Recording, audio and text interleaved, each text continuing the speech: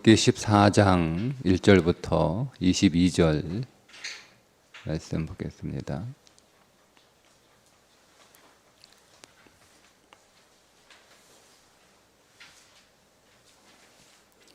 욥기 14장 1절부터 22절입니다. 여인에게서 태어난 사람은 생애가 짧고 걱정이 가득하며 그는 꽃과 같이 자라서 시들며 그림자같이 지나가며 머물지 아니하거늘 이와 같은 자를 주께서 눈여겨보시나이까. 나를 주 앞으로 이끌어서 재판하시나이까. 누가 깨끗한 것을 더러운 것 가운데에서 낼 수 있으리이까. 하나도 없나이다. 그의 날을 정하였고 그의 달수도 주께 있으므로 그의 규례를 정하여 넘어가지 못하게 하셨사온즉 그에게서 눈을 돌이켜 그가 품꾼같이 그의 날을 마칠 때까지 그를 홀로 있게 하옵소서.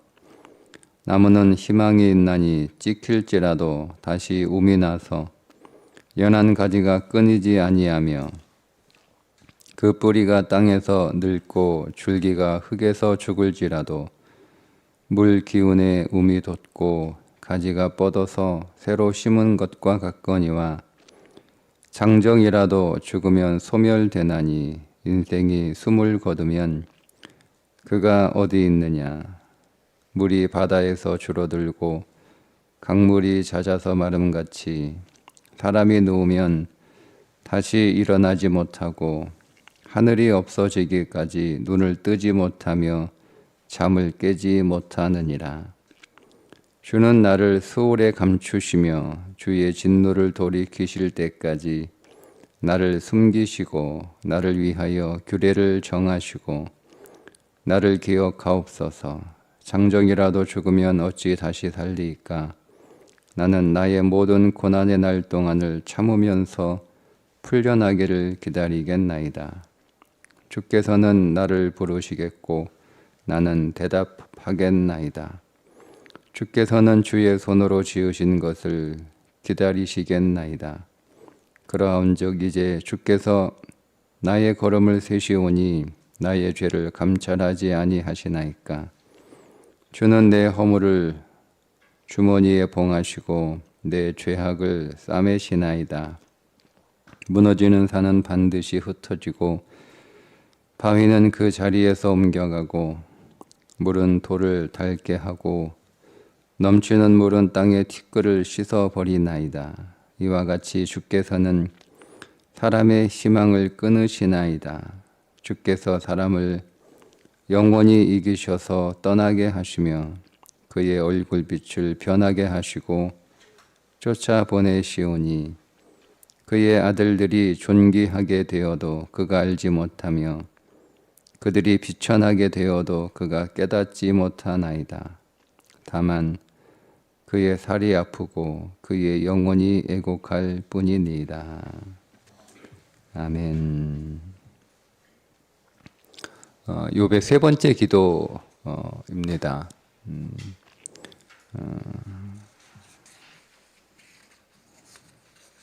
13장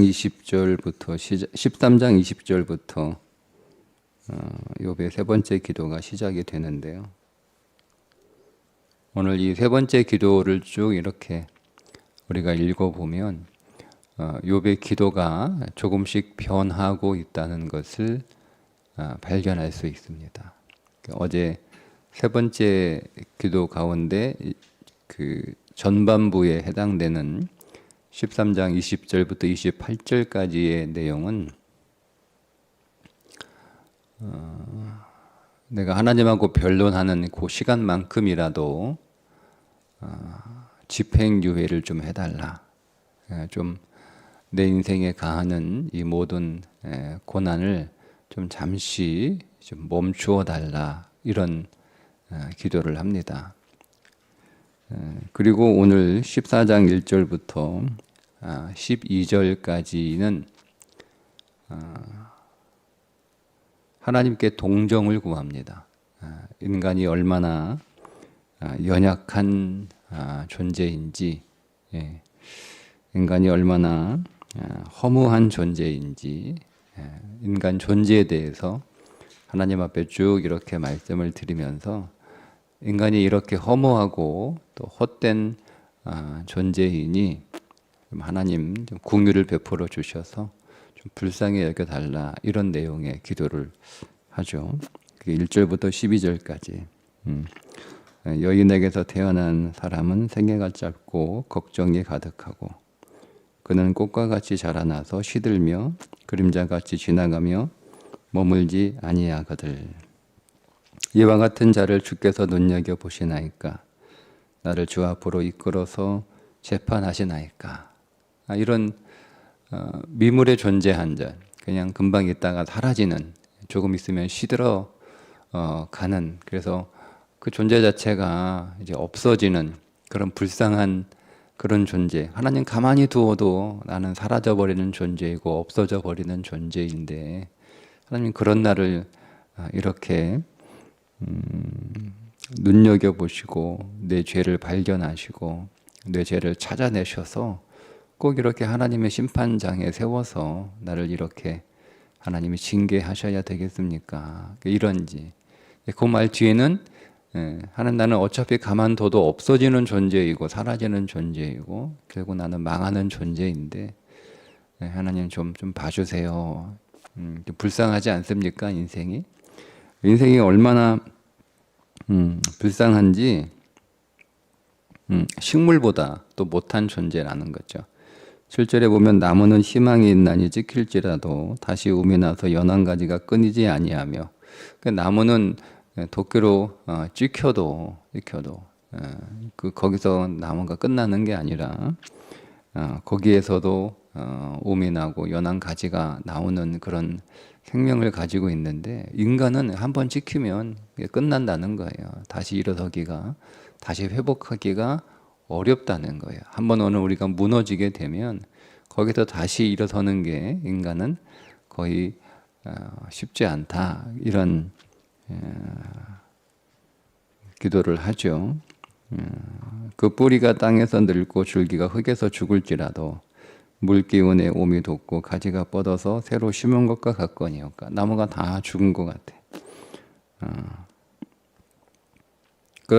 그런 다 죽은 듯, 생명이 없는 듯한 그 나무도 거기에 물이, 생명이 공급이 되면 새로 심은 것처럼 다시 살아나는데, 인간은 그렇지 않다는 거예요.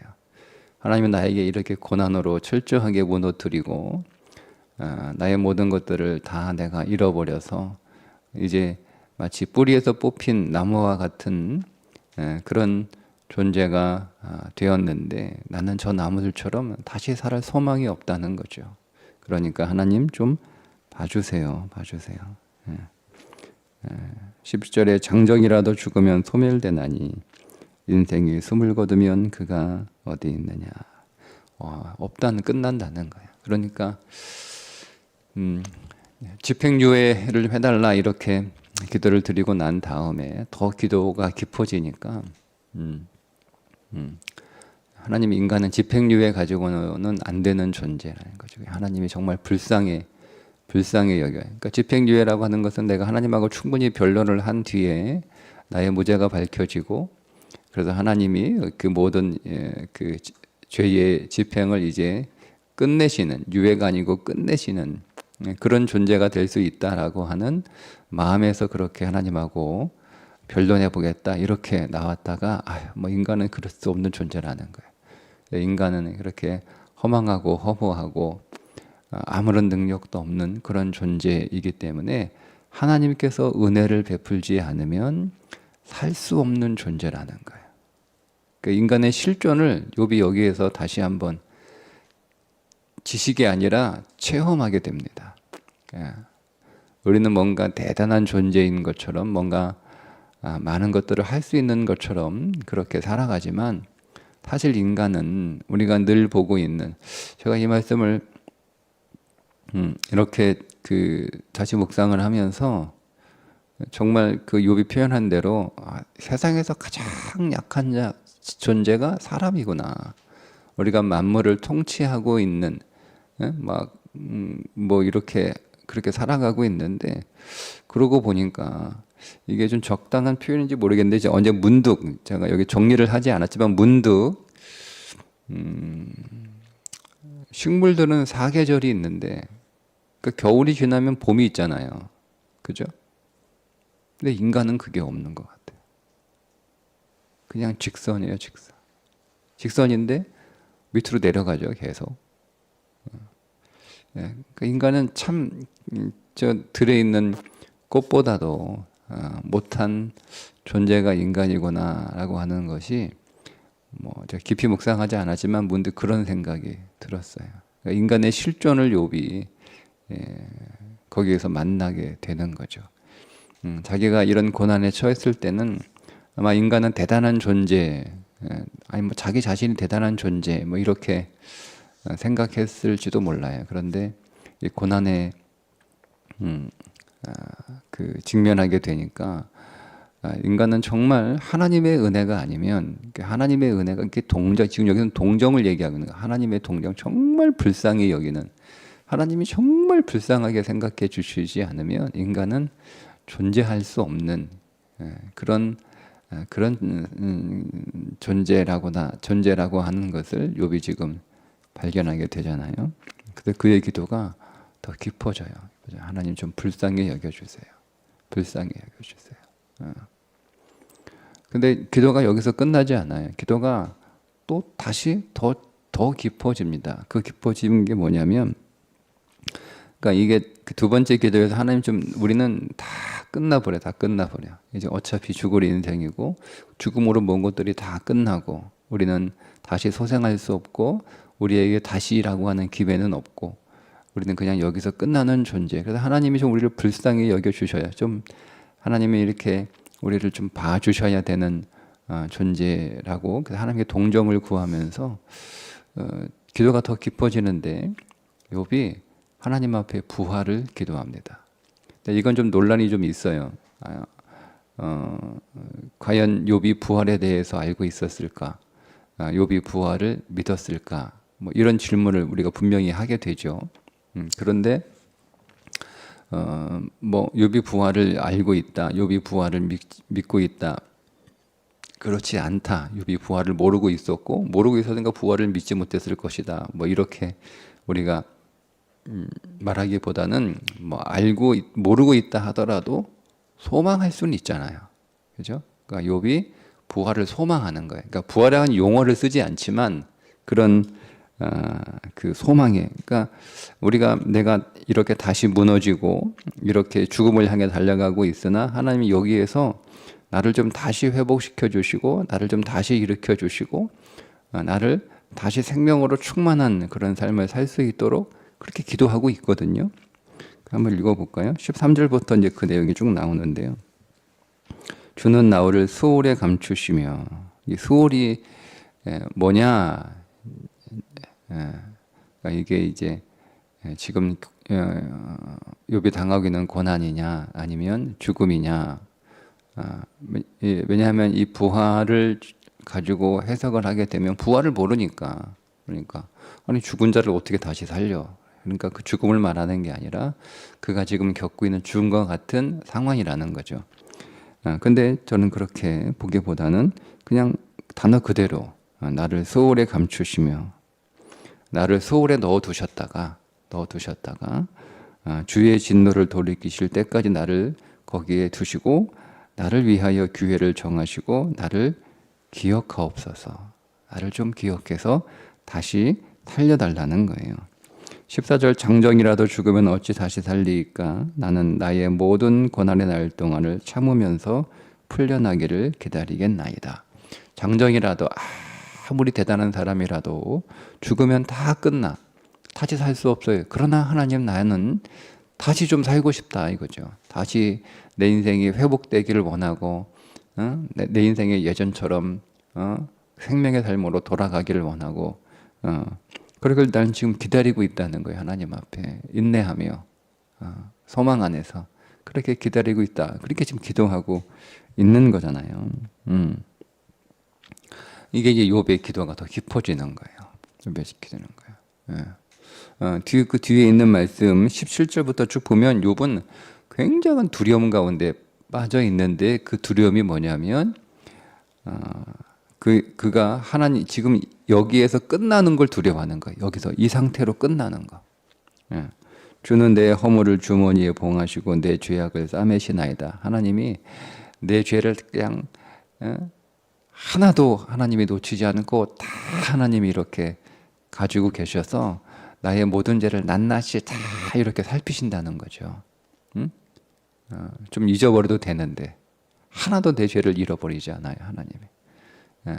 좀 잊어버리면 얼마나 좋아요. 이렇게 다 하나님이 내 죄를 하나 놓치지 않고 다. 그래서 하나님이 나를 이제 완전히 심판하시고 내가 이제 완전히 멸망하는 존재. 그래서 그것으로 내 인생이 다 끝나버릴까봐 너무 두려운 거예요. 20절에 보면 주께서 사람을 영원히 이기셔서 사람을 떠나게 하시며 그의 얼굴빛을 변하게 하시고 쫓아보내시오니 그의 아들들이 존귀하게 되어도 그가 알지 못하며 내가 죽고 나면 내 자녀들이 애들이 아무리 잘 돼도 아무리 존귀한 자가 되어도 내가 하나도 모르잖아요. 반대로 또 비천한 자가 되어도 내가 하나도 몰라요. 이게 죽음이라는 거예요. 죽음인 거예요. 그러니까 이런 두려움 가운데 이 욥이 사로잡혀 있으니까 하나님 나에게 주의 은혜와 주의 궁유를 베풀어 주셔서 하나님 나를 좀 다시 회복시켜 주세요. 다시 살려주세요. 이렇게 지금 기도하고 있는 거죠. 기도가 깊어지는 거예요. 다시 좀 쉽게 우리가 적용을 좀 해보겠습니다. 지금 우리가 욥과 같이 다시 살 수 있을까? 다시 일어날 수 있을까? 다시 회복할 수 있을까? 여러분 그런 거를 전혀 기대할 수 없는 완전한 절망이야, 잠재나. 그냥 내 인생은 이렇게 살다가 끝나는구나. 나는 계속 이렇게 점점점 내리막길로 내려가고 있는 그런 마음, 그런 느낌, 또 그렇게 될 것 같은 어떤 믿음이 내 안에 자꾸 들어와요. 그러니까 우리가 그 안에서 어떤 두려움과 걱정에 사로잡히게 되는 거죠. 우리 인생이 좀 지금 여기서 확 조금 더 개선되는 정도가 아니고 그냥 완전히 내 인생이 다시 회복되고 다시 부활하는 것처럼 그렇게 생명과 능력으로 충만한 삶을 내가 살아갈 수 있다라고 기대가 되면 얼마나 좋겠어요. 근데 지금 아무리 노력을 하고 아무리 애를 쓰고 아무리 이렇게 수고하는 삶을 살아도 내 인생은 계속 내려가서 결국 끝날 것 같은 느낌이 들 때죠.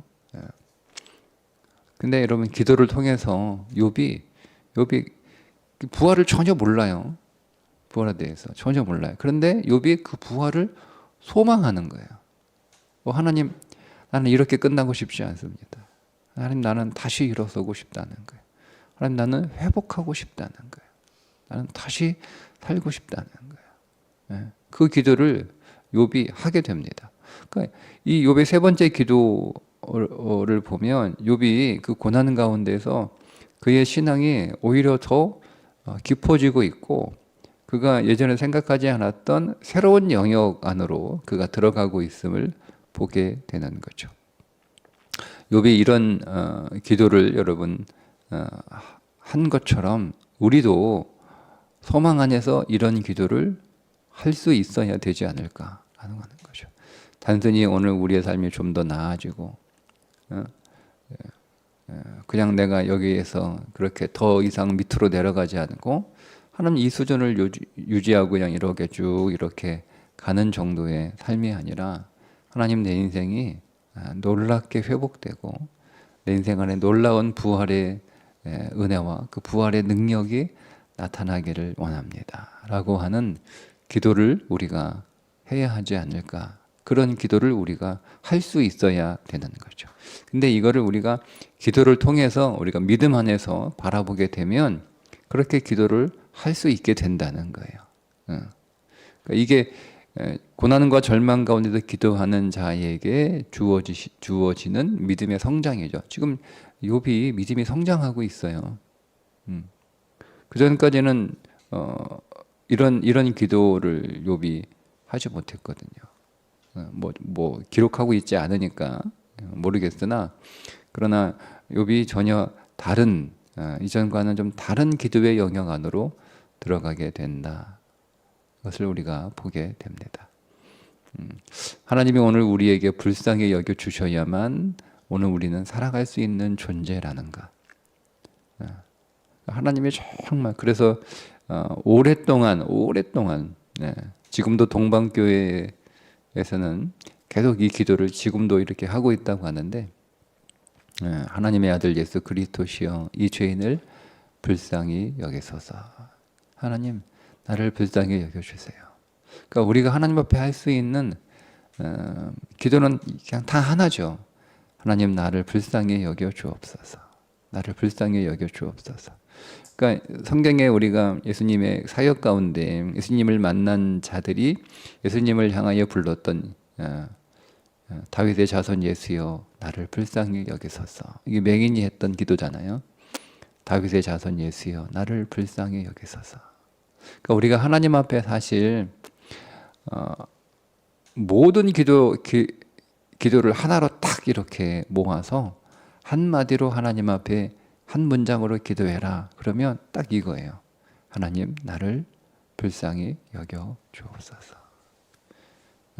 그거 말고는 우리가 하나님 앞에 다른 기도를 할 수 없다라고 말할 만큼 우리가 하나님 앞에 할 수 있는 어쩌면 유일한 기도이기도 하죠.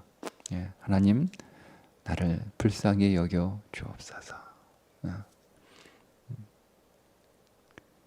그건 오늘 우리의 존재가 무엇이고 또 우리에게 하나님은 어떤 분인지를 우리가 알지 못하면 할 수 없는 기도이기 때문에 그렇습니다.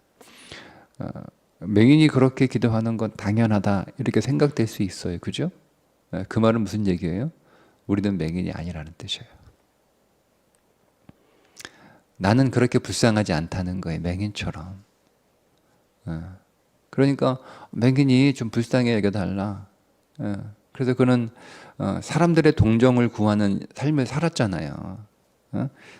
눈 못 보지 못하는 인생이니까 길거리에 앉아서 구걸하는 그런 삶을 살아가잖아요. 사람의 동정을 구하는 삶을 살아가잖아요. 근데 여러분 그건 사람에게 소망을 둔 인생이에요. 우리가 그런 삶을 살고 있잖아요. 사람에게 소망을 두는.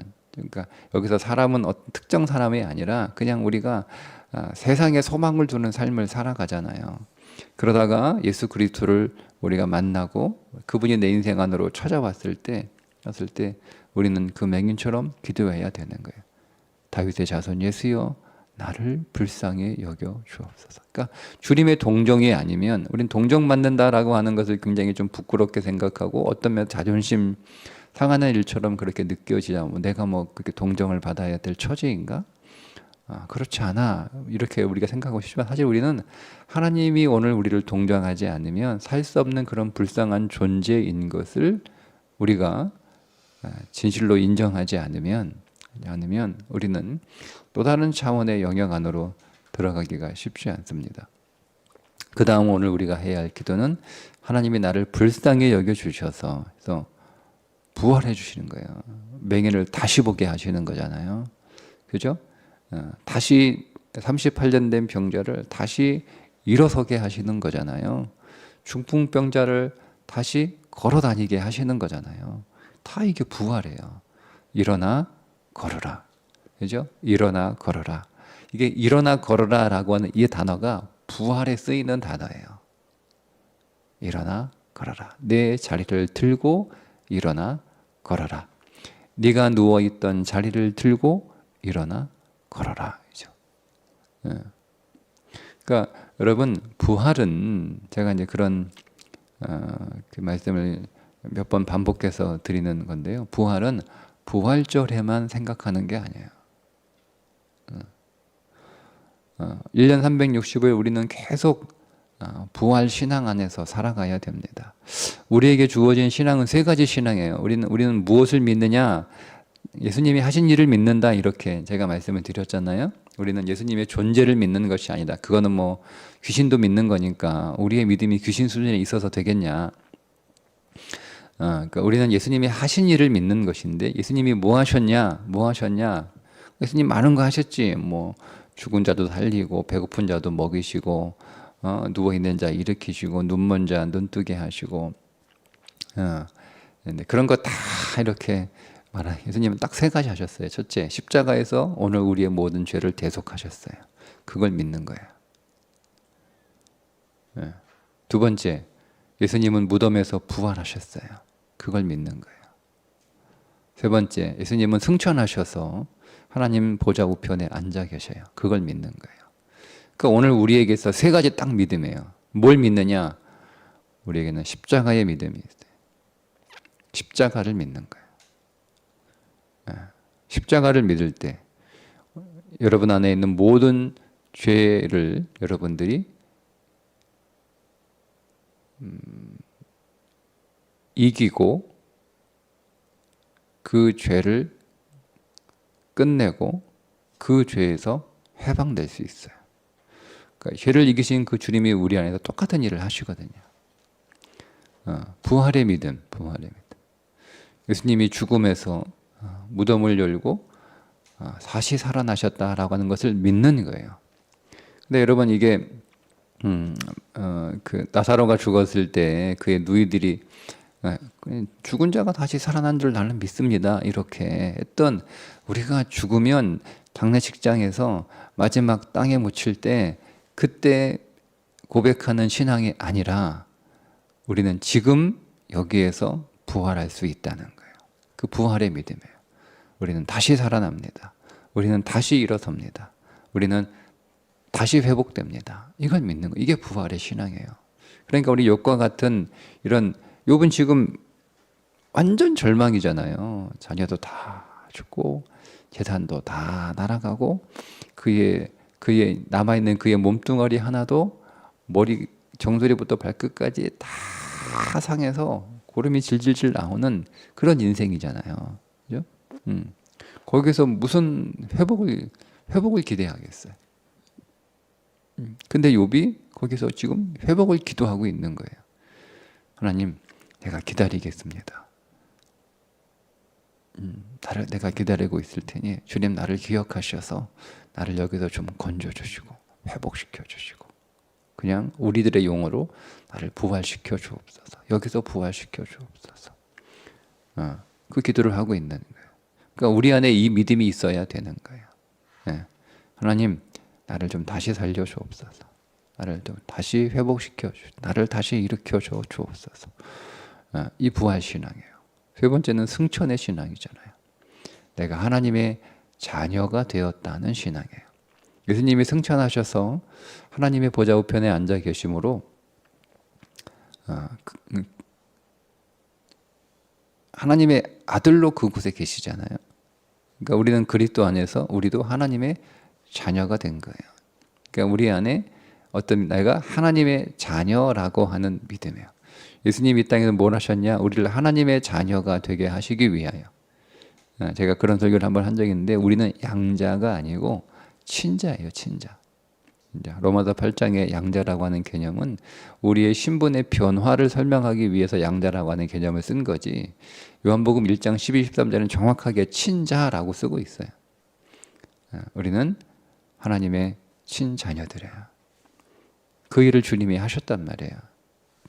그리스도 안에서 우리가 죽고, 우리 옛사람이 죽고, 그리스도 안에서 오늘 우리가 새로운 피조물로 다시 창조되었을 때 그리스도 안에서 다시 창조되었잖아요. 그러니까 그리스도가 오늘 우리를 새롭게 빚으셨기 때문에 우리는 그리스도 안에서 다시 태어난 자로, 하나님이 그리스도가 주님의 하나님의 친아들이셨던 것처럼 우리도 이제는 주님의 친자녀가 되는 거예요.